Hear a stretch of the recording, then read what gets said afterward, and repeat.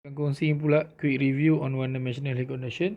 So basically untuk one dimensional heat conduction equation ni kita cover bab ni. Kalau nak senang kita bincang, senang cerita kita boleh bincang berdasarkan geometrical coordinate yang kita pakai. Okay, geometrical coordinate yang kita pakai. So geometrical coordinate pertama yang kita bincang hari tu ialah plane wall. Okay, plane wall. So untuk plane wall, so basically dia punya overall one dimensional heat conduction equation boleh ditulis sebagai d square t dx square plus e gen divided by k equals to k 1 over alpha dt over dx. Okay, so ini untuk plane wall. So basically kalau kita bincang pula plane wall ni, kita boleh mudahkan lagi. So kalau plane wall ni kita bincang tentang plane wall steady. So automatically term unsteady akan dimasukkan. So dia akan jadi d square t divided by dx square plus e dot gen divided by k equals to 0. Okay. Lepas tu kalau kita nak mudahkan lagi pun boleh. Katalah kita tengah mempertimbangkan dia adalah plane wall steady plus E gen bersamaan dengan sifar. Maksudnya tiada volumetric heat generation. So dia akan jadi sesimple d square t divided by dx square equals to 0. Okay. So ni untuk plane wall. So setiap satu ni boleh dirungkaikan. Contoh d square t divided by dx square ni equals to 0. Kalau kita nak dapatkan temperature profile, kita boleh sekarang kamerkan dia sekali. Okay, kita kamerkan. Sebab ni differential equation, so kita kamerkan. Kalau kita kamerkan sekali, kita akan dapat dt over dx equals to c1. Okay, kemudian kalau kita kamerkan lagi sekali, kita akan dapat t as a function of x. Dan dia diberikan oleh C1x plus C2. Okay. Ni untuk steady. Dan juga E generation sama dengan sifar. So apa jadi kalau kita bincang pula tentang steady saja. Okay.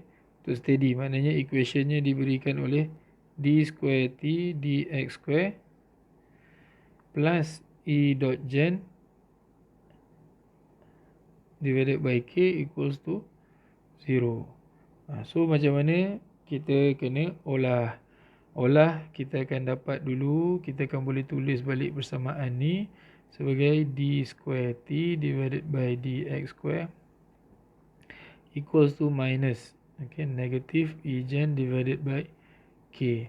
So daripada sini kita boleh kamerkan. Bila kita kamerkan kali pertama, kita akan dapat dt over dx equals to minus e gen divided by k. Okay. Ini akan jadi apa? Akan jadi kali dengan x. Okay. Plus c1. Kalau kita kamerkan pula lagi sekali, dia akan jadi t. Okay. T as a function of x. Okay, boleh diberikan oleh minus e gen x square divided by 2k plus c1x. Saya tulis ke atas takut keliru. c1x plus c2. Okay.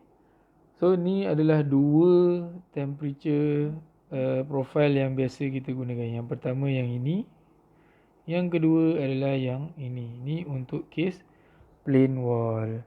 Benda yang sama juga kita boleh guna untuk cylindrical. Okey, sekarang kita masuk pada cylindrical. Okey, untuk cylindrical. Okey, untuk cylindrical persamaannya diberikan oleh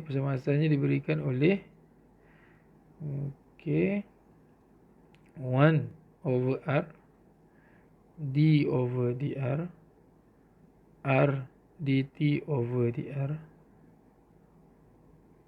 plus Egen divided by K equals to 1 over alpha dt over dr.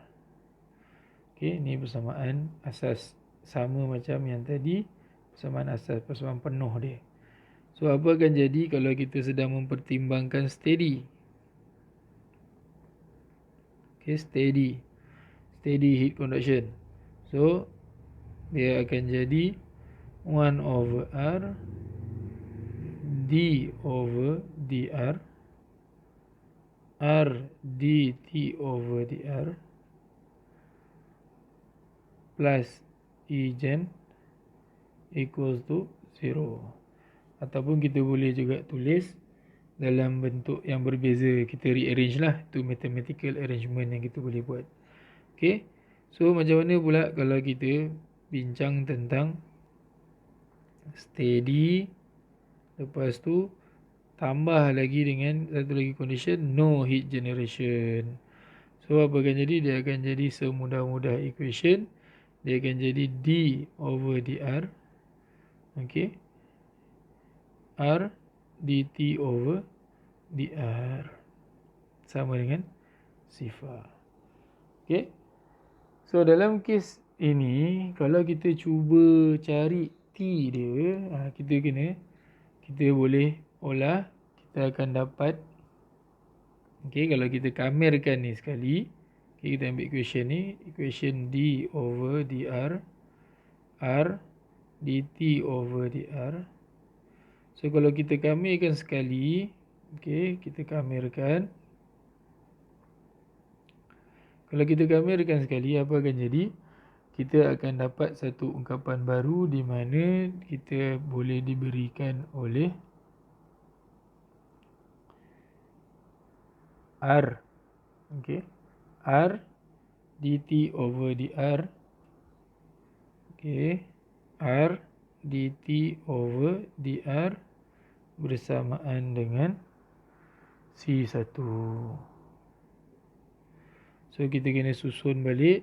Sebelum kita kamerkan, kita kena susun balik. So kita akan dapat dt over dr equals to C1 divided by R.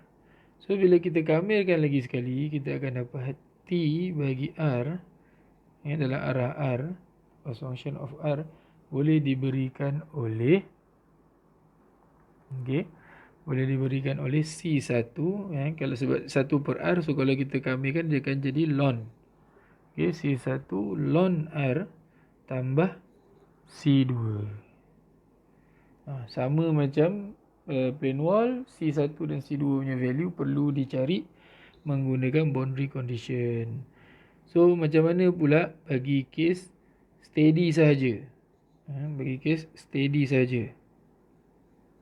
Okay, bagi kes steady.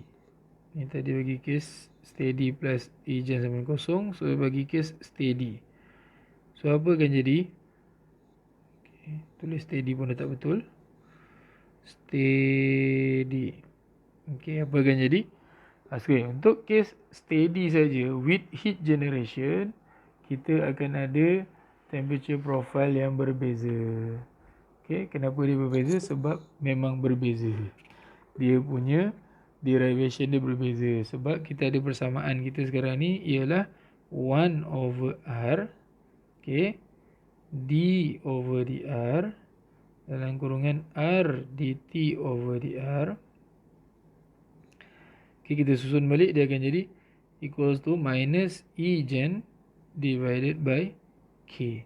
So dalam kes ni kita kena susun R ni juga. Okay, bermaksud d over dr R dt over dr equals to Egen divided by K. Kita jangan lupa R. Okey. R. So dalam kes macam ni, bila kita kamirkan sekali, kita akan dapat apa? Kita akan dapat R dt over dr. Okey, dan yang sebelah ni kita akan dapat minus E gen. Okey, kita akan dapat apa? R square. Okey. Kita akan dapat R square divided by 2K. Okey. Divided by 2K dan pemalar C1. Okey, daripada sini kita kena susun lagi. Kena masukkan R ni ke dalam bahagian sebelah sini. So kita akan dapat E gen R saja tinggal bagi dengan 2K, dan ini akan dapat C1 divided by R. Dan kat sini akan jadi macam tadi, akan keluar function ln, di mana negatif jangan lupa. So ni kita akan dapat negatif, masih lagi sama, R square, cuma sekarang ni 4K equals to C1, equals to tambah C1 ln R plus C2. So dia akan jadi complicated.